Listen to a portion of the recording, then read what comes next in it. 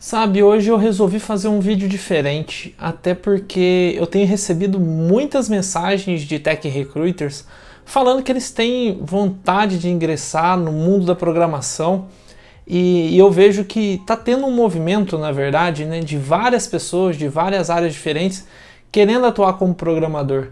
Mas aí eu fico pensando, será que essas pessoas realmente vão gostar dessa vida de programador que é vendida aí como sendo a vida perfeita pelas propagandas, pela mídia? Tá todo mundo falando que programador ganha bem e que a vida como programador é muito boa. Será que realmente essa profissão é para você?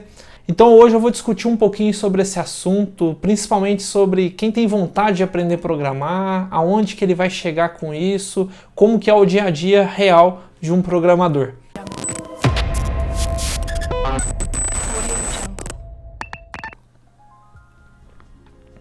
Que foi? Quer um pouquinho? Fala Tech Recruiters, Augusto com vocês. E pessoal, como eu disse no início do vídeo, eu tô tendo muito questionamento, né, muitas perguntas ali a respeito sobre como que é o dia a dia do programador, como que é a vida de um desenvolvedor de software. E tem muitos Tech Recruiters que têm vontade de uma hora ingressar nesse mundo do desenvolvimento. E claro que esse movimento para uma modificação na carreira não está acontecendo somente com os Tech Recruiters, né? Existem diversas outras profissões, diversos outros profissionais de outras áreas que estão interessados em fazer essa migração para o mundo do desenvolvimento de software. E eu vejo isso de forma muito clara, principalmente pela questão da falta de mão de obra que a gente está tendo. Aliás, eu tenho um vídeo falando sobre essa questão aqui no canal. Se você tem interesse em entender um pouco mais sobre esse cenário, clica no card que eu vou colocar aqui, que você vai ficar mais por dentro do que está acontecendo.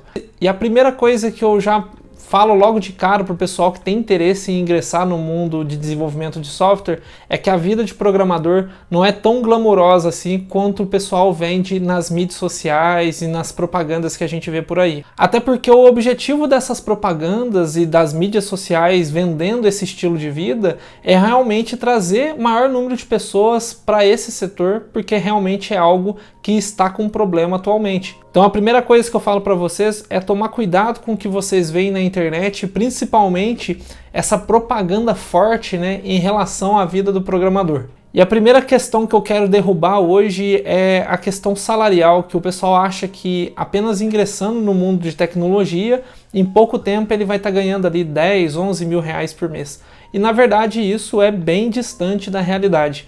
Você vai precisar ralar muito, vai ter que aprender muito sobre programação, sobre boas práticas de desenvolvimento e não apenas isso, até porque a parte de codificação é uma questão muito pequena quando a gente está analisando o trabalho de um programador.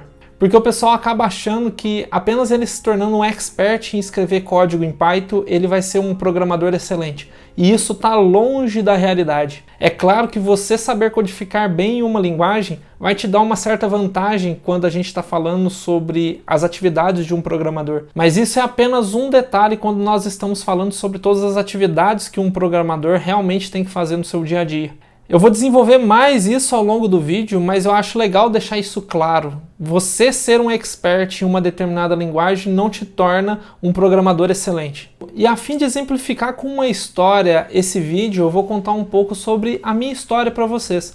Na época do ensino médio, eu estava longe de ser o aluno mais inteligente da sala. Aliás, haviam vários colegas meus que eram bem mais inteligentes que eu, e que eles sempre tiravam notas maiores, estavam sempre por dentro sobre o que ia cair nas provas, estavam sempre estudando. E essas pessoas, no final do ensino médio, assim como eu, decidiram também seguir a área de programação. Resolveram fazer uma faculdade para, no fim, atuarem como programadores. E esses meus amigos, no final do ensino médio, cada um seguiu um caminho diferente. Alguns foram para análise de sistemas, outros engenharia da computação e alguns também resolveram fazer ciência da computação. Mas uma coisa intrigante aqui é o que acontece depois. Esses meus amigos, mesmo sendo mais capacitados que eu, um ano depois de faculdade, a maioria deles simplesmente largaram. Eles realmente viram que aquilo não era uma coisa para eles. Talvez eles pensassem que fosse igual no ensino médio, né? Bastava ele pegar um livro, estudar e no final tirar uma nota boa na prova e seguir em frente. Mas a verdade é que a cultura do conhecimento computacional ele é bem diferente da cultura educacional que a gente conhece. Uma coisa que você precisa saber para ser bem-sucedido, se você realmente quer programar, é saber se você tem a capacidade de passar várias horas sentadas mexendo no computador, olhando um monte de código e tentando entender o que aqueles códigos fazem. Se você não tem essa capacidade de ficar sentado ali na frente do computador durante horas a afinco, realmente talvez esse não seja o trabalho para você. Então acaba sendo uma atividade bastante solitária, e se você tiver uma vida muito agitada, cheia de coisas para fazer e com coisas acontecendo o tempo inteiro, isso vai tirar o foco e vai atrapalhar muito você alcançar o objetivo de aprender de fato a ser um programador. Esses meus amigos, por mais que eles tivessem aquela capacidade intelectual maior, eles não tinham a capacidade de ficar sentado na frente do computador várias horas. E isso para mim não foi uma coisa tão difícil, até porque na minha adolescência, na minha infância, eu sempre passei muito tempo jogando jogos nos computadores, mexendo no computador horas a afinco, então para mim não foi uma coisa a se estranhar, mas para esses meus colegas que não tinham esse hábito foi algo impactante. E geralmente o primeiro ano da faculdade ele é bem pesado nesse sentido, já para poder fazer um filtro inicial dos alunos que têm esse perfil ou não. E um mito que eu já quebro para vocês aqui de cara é que a faculdade não vai te ensinar a ser um expert em uma determinada linguagem de programação. Na realidade, nenhum ensino superior vai segurar a mão de um desenvolvedor assim. Então, no fim das contas, a expertise que você vai adquirir ali aprendendo uma determinada linguagem, geralmente vai partir de você. Você vai ter que aprender essa linguagem por você mesmo. É claro que aqui eu estou falando o exemplo da faculdade, mas existem outros cursos aí na internet onde você vai aprender a programar com alguém te ensinando sobre uma determinada linguagem de programação. Mas na faculdade especificamente, esse tipo de coisa não acontece. Se você quer aprender o básico sobre linguagem de programação, existem vários mini cursos na internet que vai te ensinar. Mas se você realmente quer se tornar um expert, você vai ter que ser autodidata nesse sentido.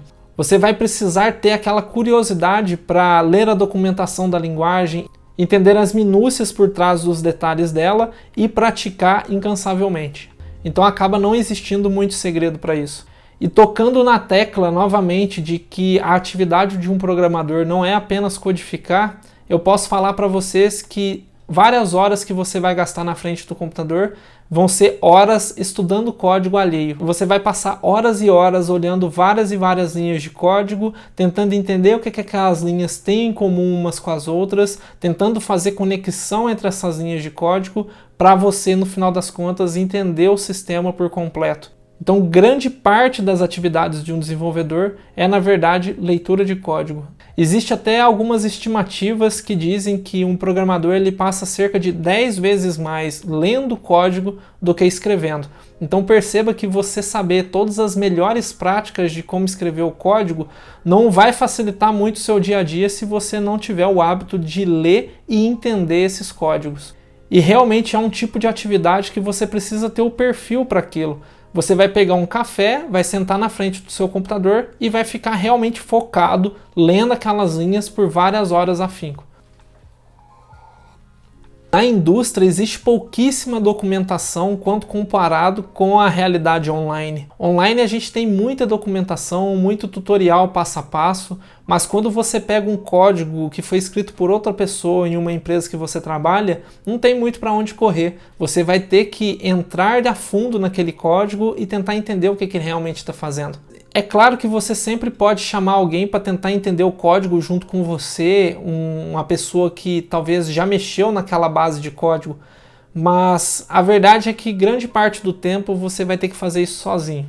Até porque não faz muito sentido você ser contratado e precisar de outra pessoa para poder fazer seu trabalho. A escrita de código em si, implementação de features, é uma atividade muito social, porque você precisa estar em comunicação com os vários times, principalmente se for arquitetura de microserviços, para ter certeza que aquilo que você está implementando realmente vai funcionar. Ou seja, se o seu código vai realmente casar com o código de outra pessoa que vai fazer a integração com o seu serviço. Mas grande parte das suas atividades, principalmente quando a gente está falando sobre leitura e entendimento de código, é realmente uma atividade mais solitária.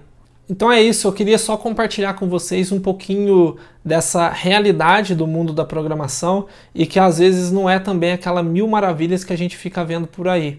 Então fica aí meus 10 centavos de contribuição para tentar quebrar um pouquinho esse mito. Bom, por hoje é isso, pessoal. Espero que você tenha gostado, que tenha deixado um pouco mais claro como que é realmente a realidade do mundo da programação. Se você gostou, deixa o like, se inscreve no canal, ativa o sininho e compartilhe com seus amigos que também têm vontade de se tornarem programadores, mas não têm ideia realmente de como que é ali o dia a dia de um profissional de programação. Aproveito também para convidar você para fazer parte do nosso grupo no Telegram. Nosso grupo já tem mais de 100 membros e vai ser muito interessante ter você também junto com a gente. Bom, é isso, até a próxima e lembrando mais uma vez que eu não vou sossegar até que você atinja o próximo nível. Até mais!